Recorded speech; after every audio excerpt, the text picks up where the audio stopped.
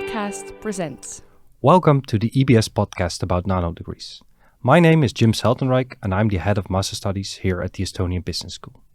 Today I'm joined by Marko and Mart, who will be talking with us about the nanodegree Business Innovation Management.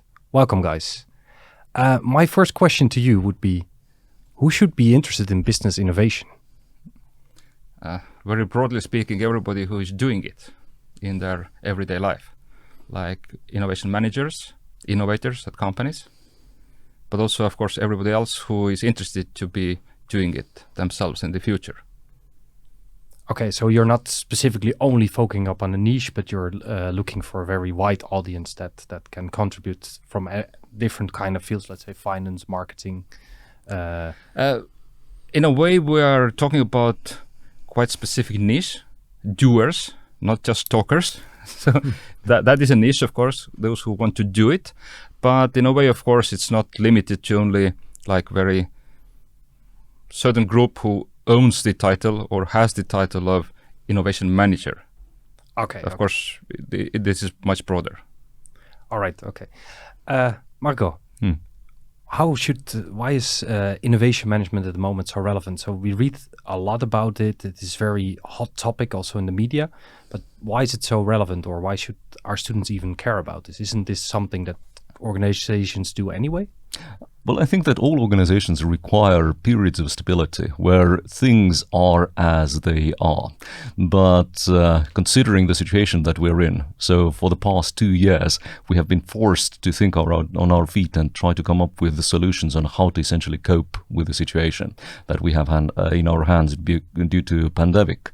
And there are obviously some industries which have already changed, well, significantly, because the business for them has already transformed. When we're talking about service, hotels, airlines, but there are many which are on the borderlines. And for them, this kind of change has happened as a pusher. And we can see that many industries are required to do some change. So that's essentially the relevance of it. So we can look at the outside and see that, well, what kind of changes is required. And as organizations and as people, we need to somehow adapt. And that drives innovation.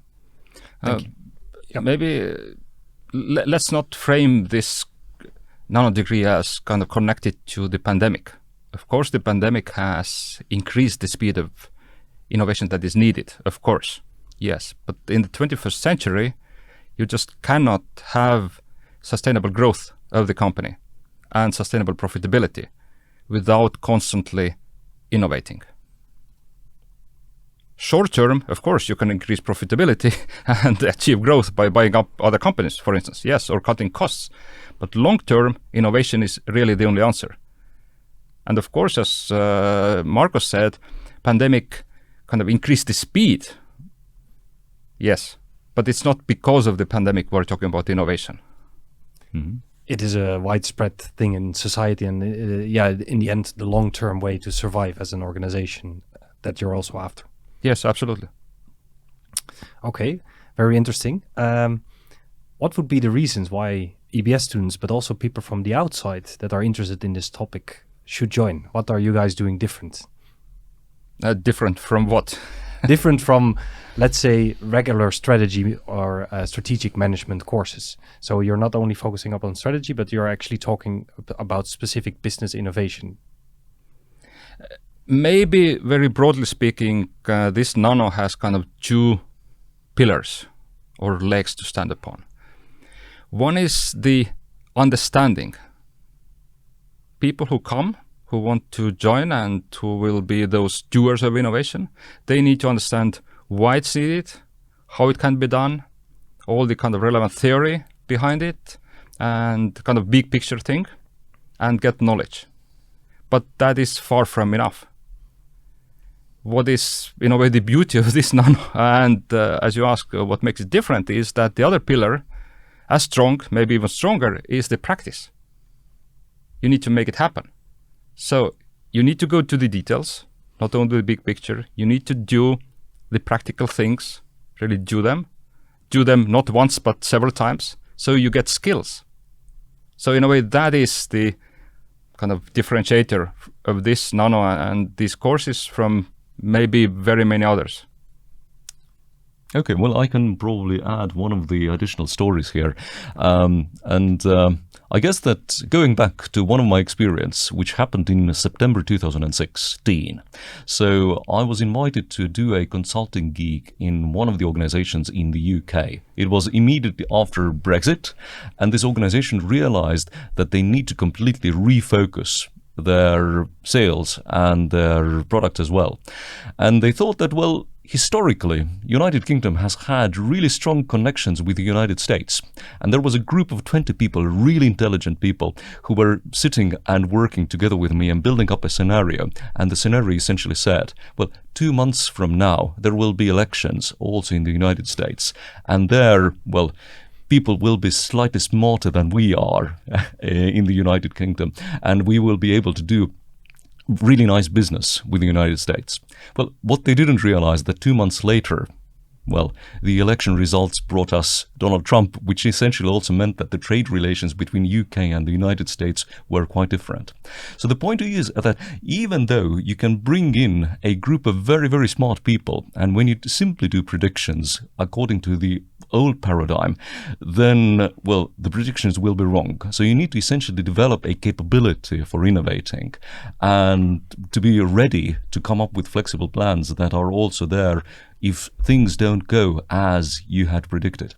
So that's, in a way, a story which essentially tells us that these people had to learn on their feet on how to do something completely different when 2 months down the line things were completely different. And that's one of the examples where innovation capabilities can be learned. And why we should try to break apart from this 2016 notion of strategy and bring it to 2021. Okay, thank you very much. Very nice example. And I think I also very much agree with Mart, what you were talking about before, about we need to have this skill, but we need to practice this skill, because otherwise innovation exists only on paper or only in our minds, and we need to go beyond that. Speaking of this skill or this practicality, I know that your course is designed in such a way that there is a very practical aspect to it, which is even one of your modules. Could you elaborate a little bit upon this module? No, yes, before going into this one module, I think we have 5 courses, and all 5 courses have a lot of practical elements. And those are mostly through group works, but individual works as well. But those are kind of real things. Some of them are more real than the others. Some are more like simulations of real things, and some are real things. But then, yes, you mentioned this, what we call the, not really capstone course, but the course with which we start the nano and end the nano in a way that needs to kind of embody all the knowledge and skills that participants gain. And yes, it ends with presentation of something that is practically made in a real organization, which is aimed at making that organization more innovative. Okay, and can students bring their own project, or do you ascribe projects to them? I think that will be very different. That will depend upon a student. Some are working already as innovation managers in organizations, and they probably will bring their own. Some students are still students. They are not yet working in any organization, and then they need to find an organization. Okay. And we have some ideas how to help them find organization. It's not the prerequisite or requirement to join the nano that you kind of have your own organization. No, it's not. So those students without an organization, they will get an organization upon which they will be able to practice the skills and show that they have really acquired what we call innovation competence in a way. Okay, that is really interesting, and that is also definitely a really good practice to immediately see how can I bring this to life, how can I actually experience this kind of innovation and business innovation myself immediately. You already touched upon the fact that there were 5 courses. We've just discussed one of them. Can you two shine a little bit of light upon the other 4? Marko, what are you teaching exactly? Well, my first course where I'm also then contributing is primarily strategy and innovation. And that's essentially a course about the big picture. So essentially understanding that what does it mean for the society or for a given industry to start doing innovation in a given moment. And in this course, we are essentially looking at what does VUCA mean. So VUCA is a shorthand for volatile, uncertain, complex, and ambiguous. And what does it mean to live in this kind of VUCA world where you cannot really predict what is going to happen? And how can you actually do some sort of plans in this VUCA world? And what is probably quite counterintuitive, what we are trying to do is in addition to, working on a practical project, we are trying to put forward a 30-year vision statement for all the participants. So where do you want to be when 2051 arrives? So we are trying to see that, what's the long-term perspective and how we can utilize this kind of long-term perspective. And based on this, first introductory course of very big picture, we are moving more practical and hands-on. And this is where Mart can. Yeah, the next course is like business innovation. In a way, strategy is a big thing, like long-term vision and whatnot.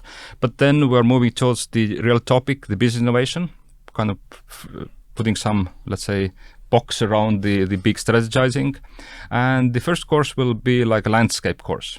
We will be talking about the different frameworks, models, types of business innovation and all of this.